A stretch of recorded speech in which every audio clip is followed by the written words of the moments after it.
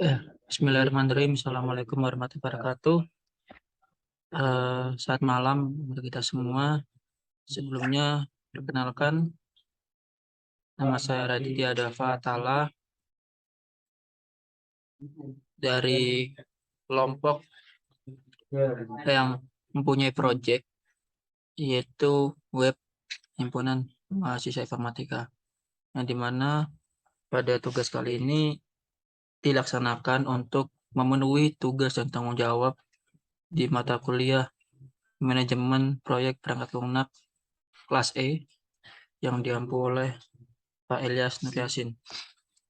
Kemudian masuk pembahasan yang dimana pada proyek kali ini kita menggunakan proyek yaitu membuat suatu sistem informasi atau bisa kita katakan web untuk suatu organisasi, yaitu organisasi himpunan mahasiswa informatika, yang dimana ada beberapa tahapan yang akan kita laksanakan dan juga ada beberapa orang yang sangat-sangat membantu saya untuk menjalankan proyek kali ini. Yang pertama ada nama saya sendiri yaitu Raditya Dava Atala, NIM 2019-204 sebagai Project Manager. Kemudian ada saudara saya Satria Surya Diraja, NIM 2019-332 sebagai inisiating, yang dimana dia punya suatu konsep untuk bagaimana konsepan yang dilaksanakan itu bisa dilaksanakan. Kemudian ada yang ketiga ada Rahmat Ramadan, NIM 2019-198 sebagai planning atau perencana. Kemudian ada saudari saya ketiga yaitu Shinji Patikasari, NIM 2019-106 sebagai eksekusi, di mana saudara-saudari Shinji ini sebagai eksekutor dalam pelaksanaannya. Kemudian ada Raihan Adri Dia Lesmana, NIM 2019-213, yang dimana tugas dan tanggung jawabnya adalah closing. Jadi ada beberapa tahapan yang memang harus dilaksanakan untuk memenuhi tanggung jawab dan juga tugas yang akan dilaksanakan. Yang pertama ada inisiasi, kemudian yang kedua ada planning, yang ketiga eksekusi, dan kemudian terakhir ada closing. Jadi dimana semua peran yang dilaksanakan oleh teman-teman mempunyai peran yang sama. Karena jika memang pada saat nanti ada salah satu peran yang tidak dilaksanakan, maka ada hal yang kurang dalam proyek atau tugas besar kali ini. Nah, kemudian lanjut ke yang pertama ada project manager, kemudian inisiator yang saya jelaskan tadi, kemudian ada planning atau perencana, eksekutor atau eksekusi, hingga kemudian closing adalah penutup. Untuk selanjutnya mungkin saya serahkan kepada saudara saya yaitu Satria Surya Diraja.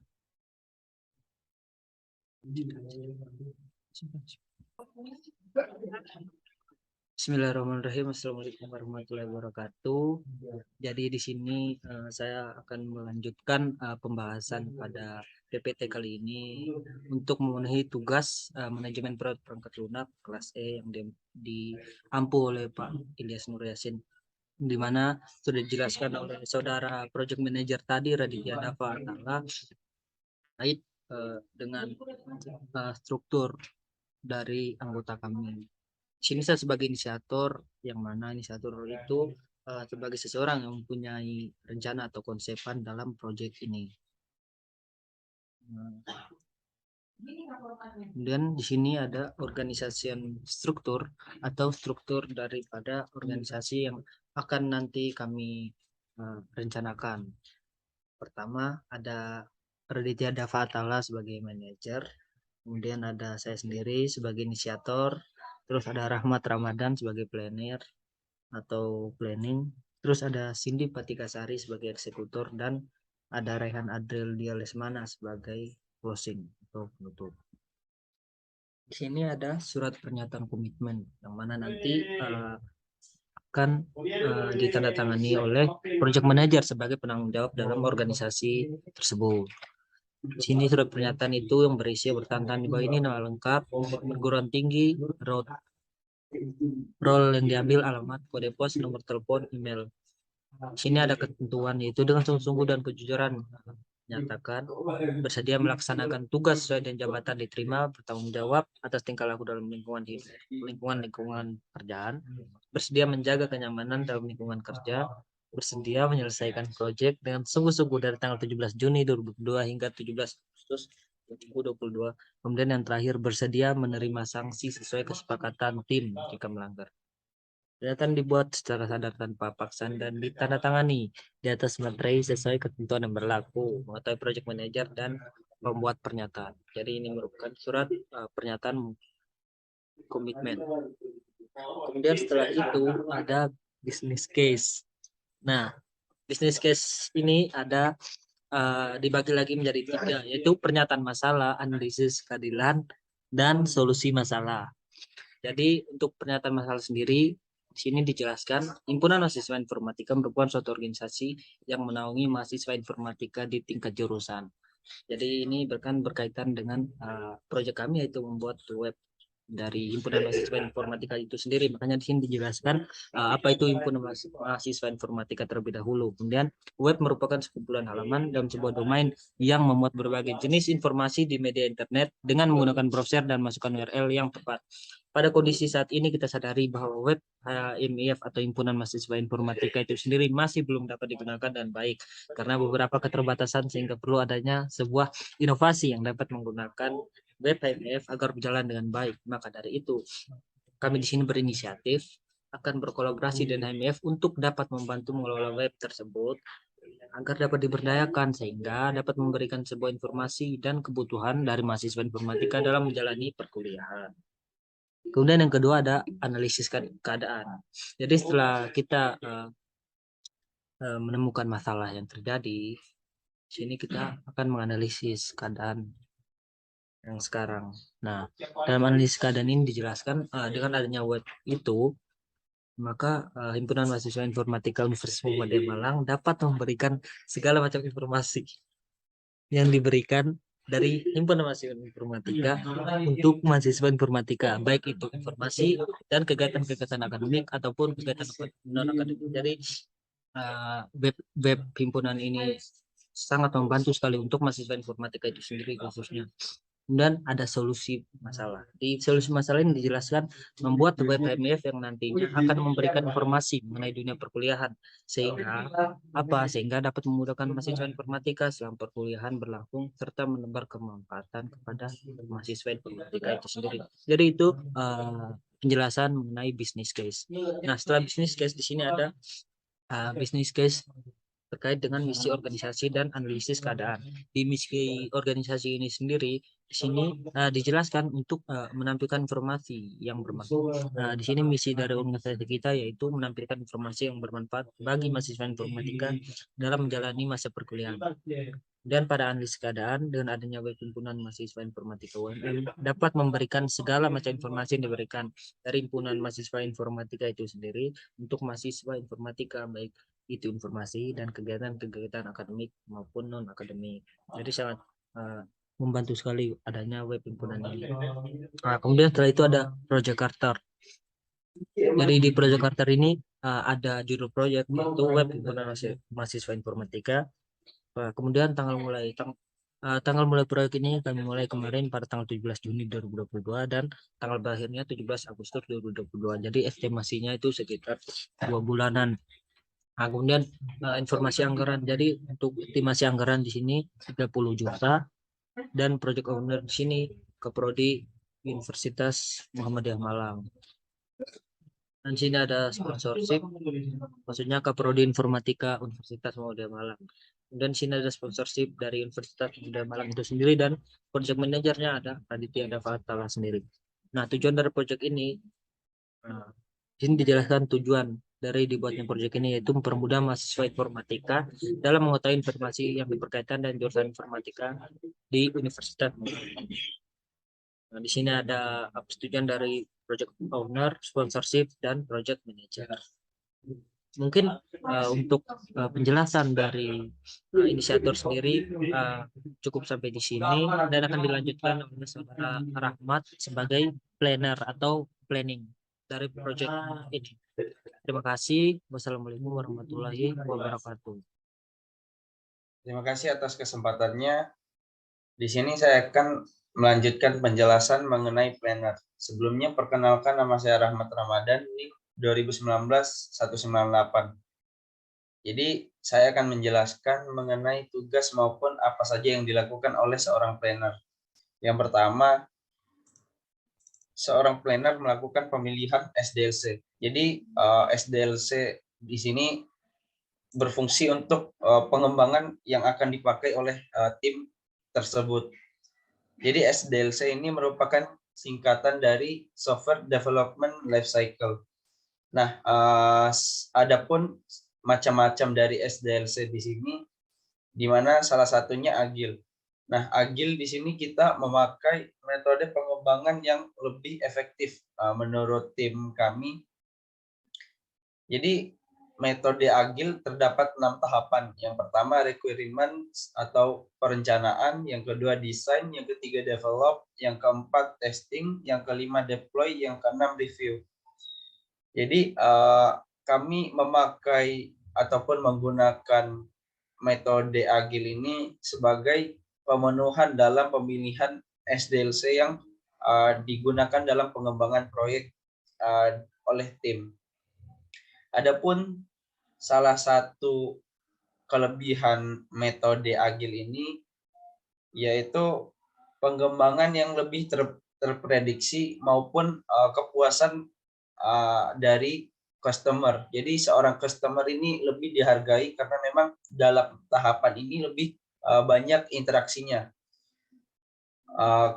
Adapun kekurangan dari metode Agile ini yaitu membutuhkan komitmen tim yang tinggi. Jadi ketika salah satu tim menggunakan metode Agile, dia harus memperkirakan terlebih dahulu komitmen dari anggota tim, sehingga tidak mempengaruhi jalannya pengembangan pada proyek perangkat lunak. Selanjutnya yang dilakukan oleh planner yaitu estimasi biaya Kokomo. Nah, estimasi biaya di sini kami memperkirakan menggunakan estimasi biaya Kokomo.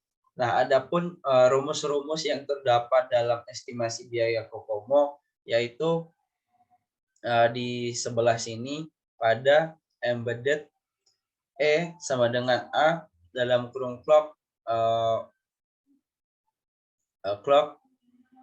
B 3,6 dalam kurung 6,5 1,20. Jadi di sini perkiraan perhitungan dalam embedded. Jadi rumus-rumusnya sudah disertakan, tinggal menyelesaikan dengan proyek yang akan dijalankan. Nah, untuk estimasi biaya yang kami gunakan di sini, kami memperkirakan terlebih dahulu baris kode yang akan kami gunakan yaitu 6.500 baris kode dengan harga per barisnya yaitu Rp900 serta jumlah karyawan berjumlah 5. Nah, pada perhitungan embedded ketika ada hasil perhitungan seperti ini 4,4, jadi pada perhitungan orang pada P di sini kita langsung bulatkan angka hasil tersebut seperti di sini 4,4 menjadi 5. Nah, di sini jumlah karyawan 5 orang serta gaji karyawan per bulannya itu berapa. Lalu lama pengerjaannya kita kasih perkiraan waktu 2 bulan serta keuntungannya berapa persen. Jadi keuntungan yang kami sertakan di sini 25%. Nah, tinggal dikalkulasikan saja dari beberapa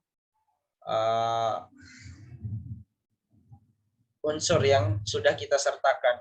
Jadi hasil dari perhitungan baris kode per harga baris, jumlah karyawan gaji per bulan, serta lama pengerjaan dan keuntungan dari persentasenya. Sehingga menghasilkan hasil total akhirnya menjadi 18.350.000. Selanjutnya yang dilakukan oleh planner adalah membuat RBS. RBS-nya ini adalah Resource Breakdown Structure.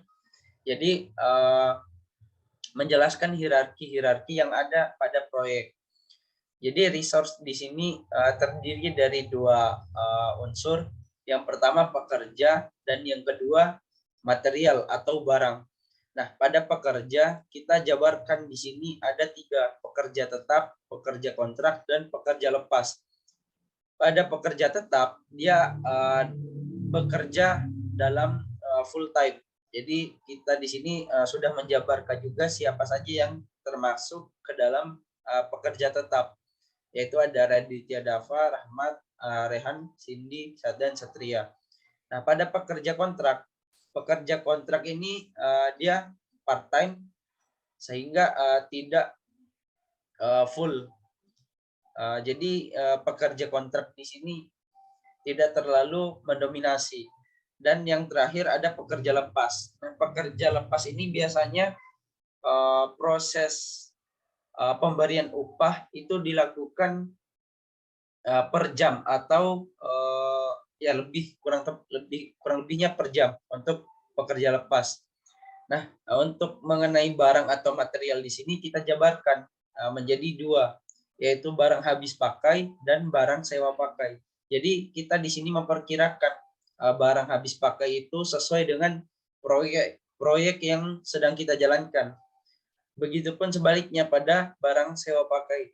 Jadi barang habis pakai di sini terdapat konsumsi, transportasi, kertas, dan barang sewa pakai di sini terdapat internet, ruang rapat, daya listrik, dan hosting. Jadi di sini menyesuaikan semua dengan proyek yang sedang kita jalankan pada pengembangan proyek perangkat lunak. Sekian dari penjelasan mengenai planner, kurang lebihnya mohon maaf. Demikian, terima kasih. Pembahasan tentang eksekusi. Perkenalkan, nama saya Cindy Petikasari, NIM 2019 1037 0311 106.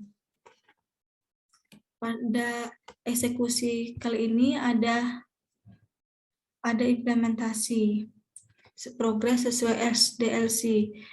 Untuk implementasinya ini ada beberapa tahapan. Yang pertama itu requirement, melakukan wawancara terhadap HMIF perihal apa yang dibutuhkan untuk kebutuhan analisa.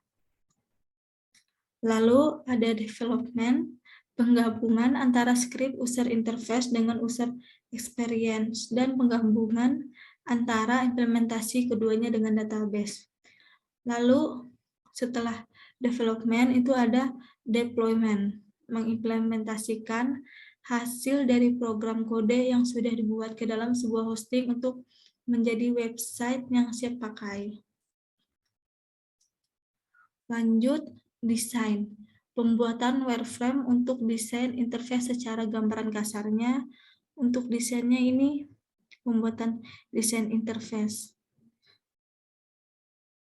Ada pembuatan fitur aspirasi, pembuatan fitur kontak, dan lain-lainnya. Dan dilanjutkan testing.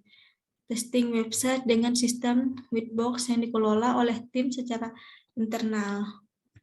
Lalu yang terakhir itu ada review. Dari setiap progres akan dilakukan evaluasi review dari kinerja dan hasil yang sudah dilakukan. Selanjutnya ada spesifikasi kebutuhan perangkat lunak atau SKPL.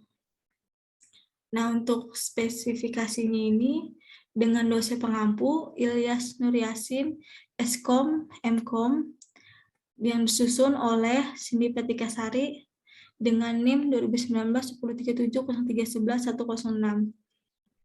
Di sini ada pendahuluan dengan tujuan dari penyusunan SKPL Web Himpunan Mahasiswa Informatika Universitas Muhammadiyah Malang sebagai bentuk penjelasan langkah-langkah desain dan proses pembuatan sistem web yang akan diterapkan atau digunakan pada sistem informasi web HMIF untuk serta memberikan definisi kebutuhan untuk sistem agar dapat dimanfaatkan oleh HMIF dengan baik. Di sini ada ruang lingkupnya dan ada daftar definisi dan singkatan. Lanjut. Dan ini ada user interface atau UI sistem web HMIF. Gambaran untuk user interface-nya seperti ini. Nah, di sini ada backlog dari Jira sistem web HMIF. Untuk backlognya itu sendiri ada pembuatan desain interface dan ini untuk pengembangannya. Lalu selesai. Terima kasih. Terima kasih atas waktunya. Perkenalkan, nama saya Ryan Adril, NIM 2019-213. Di sini saya akan melanjutkan penjelasan mengenai tahap yang terakhir, yaitu tahap closing. Untuk di tahap closing sendiri, yaitu yang pertama terdapat schedule. Schedule di sini yaitu jadwal pelatihan, yang dimana dari tim project kami terdapat 2 agenda pelatihan. Untuk agenda pelatihan yang pertama di sini sendiri, untuk nama pelatihannya yaitu pelatihan pengoperasian sistem web pada HMIF.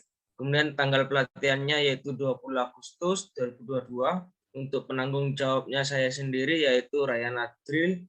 Kemudian untuk trainer Cindy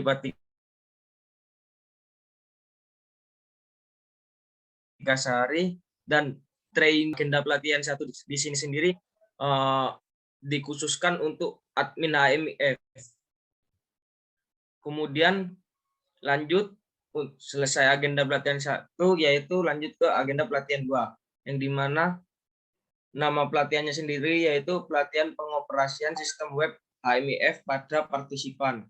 Untuk tanggal pelatihannya sendiri yaitu 22 Agustus 2022. Untuk penanggung jawabnya saya sendiri yaitu Ryan Adril, kemudian trainernya Cindy Patikasari, dan trainernya untuk partisipan web HMIF, yang dimana agenda pelatihan 2 ini dikhususkan untuk partisipan web yang akan menggunakan web HMIF ini sendiri. Kemudian lanjut ke tahap berikutnya yaitu berita acara developer. Untuk di berita acara developer di sini isinya yaitu mengenai tentang serah terima website HMIF dari pihak satu ke pihak kedua. Untuk isinya sendiri di sini yang bertanda tangan yaitu Raditya Davatala, jabatan sebagai project manager yang disebut sebagai pihak ke-1. Kemudian yang kedua di sini nama Raditya Dava yaitu selaku pihak kedua, yaitu jabatan sebagai ketua HMIF. Mungkin lanjut ke tahap selanjutnya. Untuk di tahap closing yang terakhir yaitu dokumen layanan purna jual. Untuk dokumen layanan purna jual di sini isinya yaitu meliputi tentang surat jaminan purna jual yang kami buat, yaitu istilahnya sebagai garansi. Untuk garansi dari kami sendiri yaitu diberi waktu 1 bulan dengan garansinya itu berupa maintenance kepada webnya itu sendiri. Mungkin sekian presentasi dari saya, kurang lebihnya mohon maaf. Assalamualaikum warahmatullahi wabarakatuh. Ya, demikian apa yang sudah kami sampaikan dari beberapa rencana dan kemudian beberapa tanggung jawab yang telah dilaksanakan kawan-kawan. Dengan apa yang sudah kami lakukan, dengan sejujurnya apa yang sudah kami lakukan, dengan apa yang sudah kami susun, kami tutup. Wabillahi taufiq wal hidayah. Wassalamualaikum warahmatullahi wabarakatuh.